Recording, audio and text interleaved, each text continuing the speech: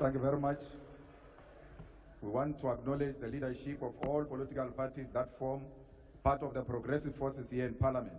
This includes the leadership of Umkhonto Wesizwe Party, the African Transformation Movement, the United African Transformation, and the National Colored Congress. We want to salute the people of South Africa who have rejected the former liberation movement that has enjoyed political power for the last 30 years. Today, that era has come to an end. It is beyond doubt that the former liberation movement failed to turn the political power into economic power. As our forefathers in the liberation struggle in the African continent said, political power without economic power is meaningless. Mr. President, you indeed spoke like a badly wounded buffalo yesterday. You spoke like a given up soul. Nothing inspirational came from that tired speech yesterday. You didn't speak like a person who declined electoral support with 17% to less than 50%. How on earth do you repeat a Sona speech that made you lose elections? You were saying to South Africans yesterday, in so many ways, that you learned nothing out of these historic elections to an extent that you want to continue business as usual. We grew up being told that some of you were collaborators, but we gave you some benefits of the doubt. It was said in this house that you personally wrote a letter to the apartheid police accusing your fellow comrades of planting communist ideas in your head, and we refused to believe that story at that time. It now makes sense that despite the apartheid regime being so oppressive against all freedom fighters, you peacefully and uninterruptedly attended university, and you were given your first job by the ambassadors of apartheid, capitalism, and colonialism. Without a hustle, you bought yourself a first car and a house with the assistance of the Urban Foundation, which was anchored by the Ruperts and the Oppenheimers, while your comrades were sleeping under trees in exile and languishing in jails. We asked ourselves as to how did you form a union of mine workers without being a mine worker? Can't you know you were the conveyor belt between the workers and the super exploitative mining capitalists in South Africa after the Oppenheimers and Anglo-American had concluded that the mine workers must be organized? Our elders in the struggle have made allegations before in this house that throughout the struggle against apartheid, you were insulated from any form of arrest and harassment by the apartheid system. Towards the end of apartheid, you shockingly placed yourself at the center of the negotiation for the end of apartheid. No one knows how you arrived to be at the center of the negotiations of our liberation. It now explains as to why so many compromises and capitulations were made, leading to a situation where economic power remained in the hands of the white minority. Malema, can you take a seat? There's an order by the Deputy Chief Whip.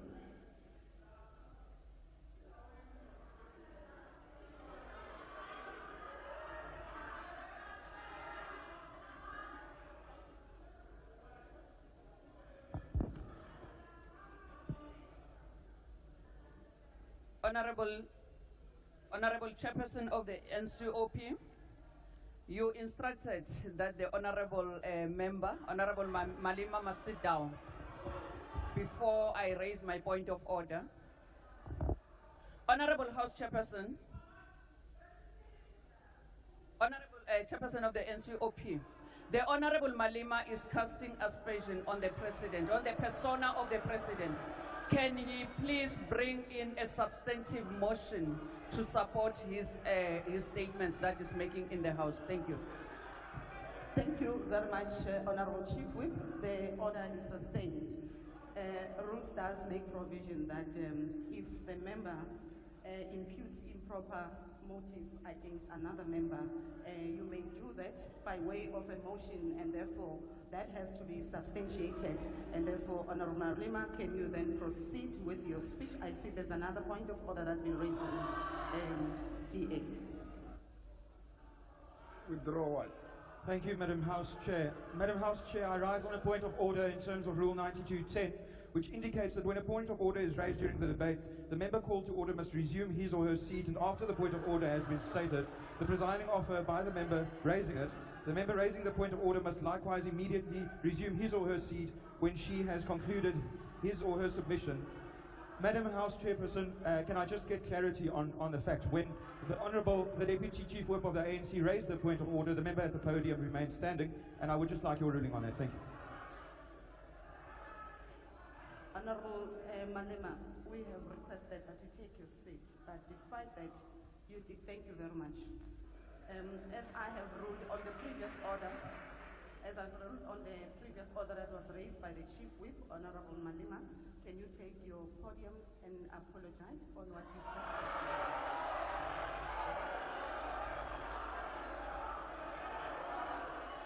The order of I must apologize for not sitting down. Can you take your seat, Honorable Malema? The order was raised with regards to casting aspersions on the president. Can I be allowed time, honorable members? I will then allow you space. Order, honorable members. The order was raised with regards to the honorable member casting aspersions on the president and accordingly. Honorable members, can you please take your seat? I have not recognized you, Honorable Shibambo. Can you please take your seat? I have not concluded.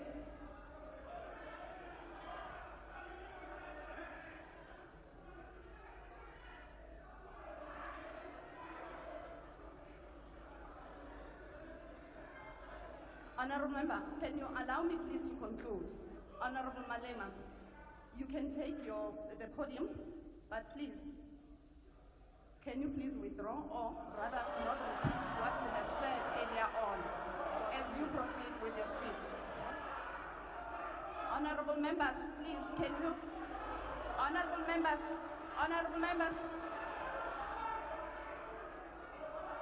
Honorable Malema, can you sit down? Honorable Shibambo. On a point of order, House Chair, we're going to forgive you because you don't know the rules of this parliament. When a point of order is raised, you must specify the rule and the specific sentence or a phrase that you say this is a violation of the rules of the National Assembly. What the Commander-in-Chief is doing is to give a political characterization of a phenomenon. That is a point of debate. It's not casting aspersions. How else do we deal with political questions without giving context to what got to transpire where we are now? Where else do we say that except here in this parliament? You can't suppress political debate because of your misinterpretation and misunderstanding of the rules.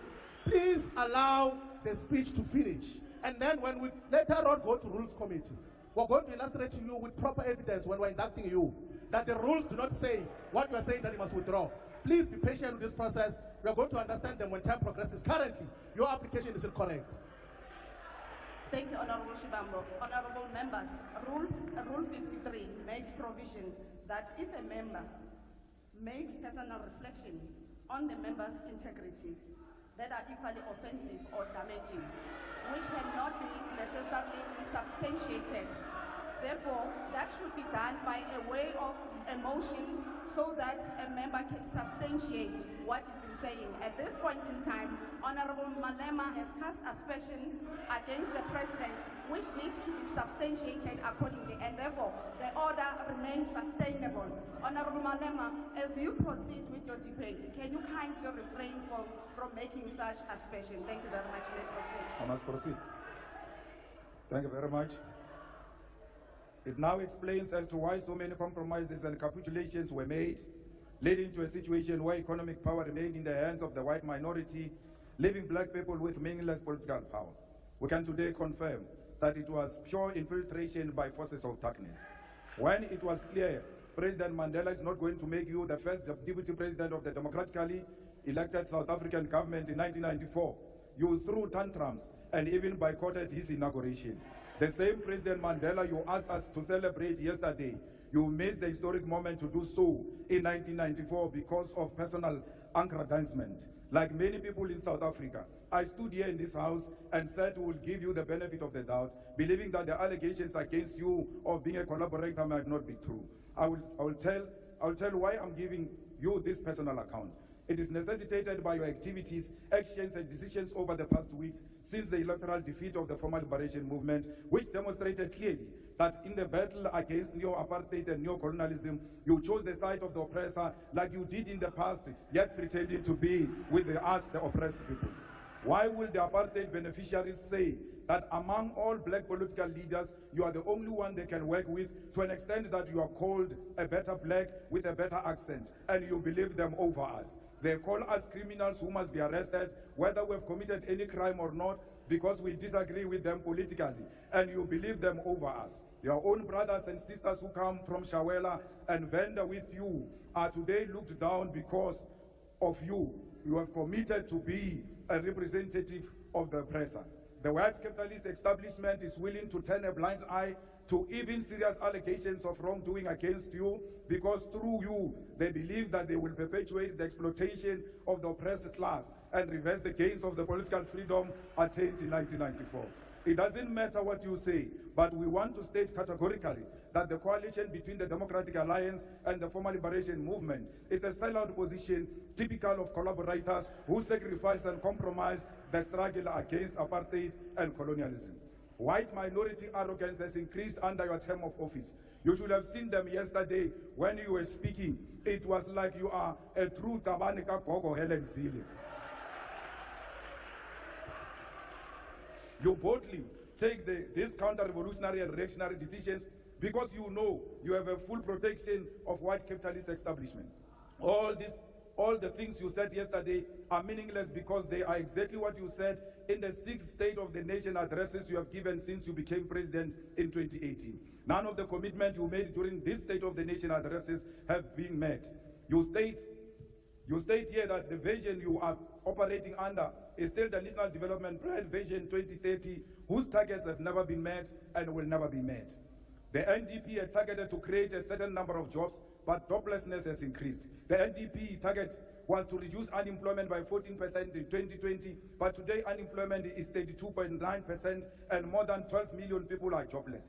Even if you meet the target tomorrow of achieving 14% unemployment, the fact of the matter is you missed the target here. The NDP target was to reduce poverty from 39% by 2030, but poverty today is more than 50%. More people live on poverty under your presidency than any other period in the past 30 years. The NDP target was 10% of the GDP for infrastructure investment, but between 2010 and 2022, public sector infrastructure investment was not more than 5.8%. The NDP target was to grow the economy by an average of 5.4% for it to be practical to achieve any of the NDP goals. But in the past 10 years, the economy has not grown by more than 2%. Mr. President, yesterday you shocked all of us and will never recover from that shock. You said nothing about international relations while we are living in a world defined by shifting global balance of forces. The West, under the guidance and protection of the United States of America, is agitating for a world war, which will be defined by recolonization of the African continent and the global South. And you never said anything about that. There is an ongoing aggressive war by apartheid Israel over Palestine, and you never said anything about that because your coalition partners are all fanatics of a Zionist apartheid Israel. Shame on you that you said nothing about the genocide committed right in front of us because Ulabaposo.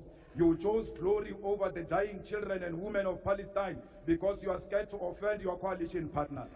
President Mandela, a close friend of President Arafat, who you said we must celebrate yesterday, should be turning in his grave.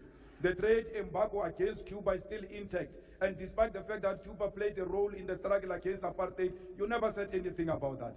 There is instability in the Democratic Republic of Congo, and South African soldiers are dying in that war, and you never said anything about that. There is a real threat of instability in the entire SADC region, and you never said anything about that. There is loss of life in South Sudan, but you had nothing to say about that. The BRICS Forum has been joined by additional countries such as Saudi Arabia, Ethiopia, Egypt, Argentina, Iran, and United Arab Emirates, and you never said anything about how South Africa should maximize these strategic relations to grow the economy.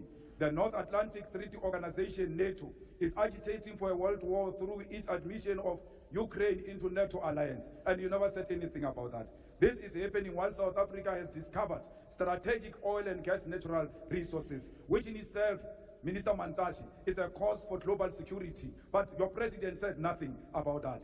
Even if the global balance of forces does not matter to you, there is nothing tangible you said about the high levels of crime happening in South Africa. In the past year, South Africa had more than 27,000 murder cases, and you never said anything about that.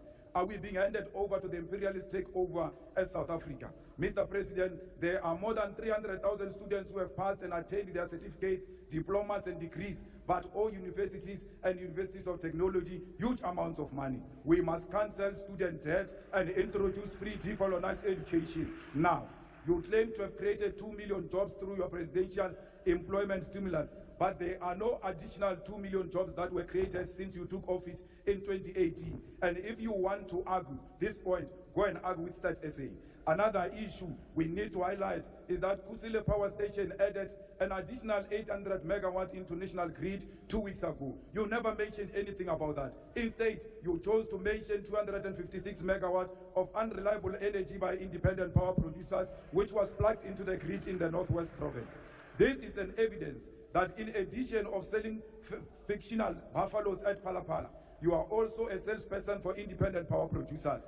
These independent power producers were at the center of why South Africa experienced perennial load shedding for years until 2 months before the elections. The land which our people desperately needed for human settlement, agriculture, public service, and business was left in the hands of the oppressors. Our people were told about willing buyer, willing seller, in a situation where violence and genocide were used to learn dispossession of the Khoi, the San, and all indigenous people of our country. We'll amend Section 25 of the Constitution in our lifetime to allow expropriation of land without compensation. South Africa, our country is being traded. We, the progressive forces, need to constitute an alternative radical agenda. Let us do everything in our power to rescue our country from being traded on a silver platter. We call on all workers' movement, civil society, religious leaders, and traditional leaders to reject this grand coalition led by DA under the pretense of the so-called government of national unity. We, as the EFF, will not form part of a factional and a decoy of the so-called national dialogue, which happens after the government has already committed budgets and programs to this agenda. We are not in the business of talk shows. We are in an agenda to realize through economic emancipation of our people, and no matter what it takes, we will never associate with the collaborators and the sell-out agenda of the establishment. Erikele buche nonyana phaku ibya lile tiyi ari thushike malu wa utabusile motho wa ba le matric wo asankang aba subjected to a peer review comes here and calls us VBS looters. I understand the mind of a rat will not comprehend that is actually sitting with VBS looters themselves in the government of national unity.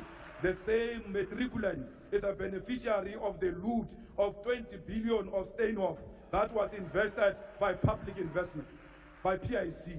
No amount of nonsensical threats of arrest can silence us. Not even death can silence us, because Mama Winnie Madikizela Mandela's voice has multiplied.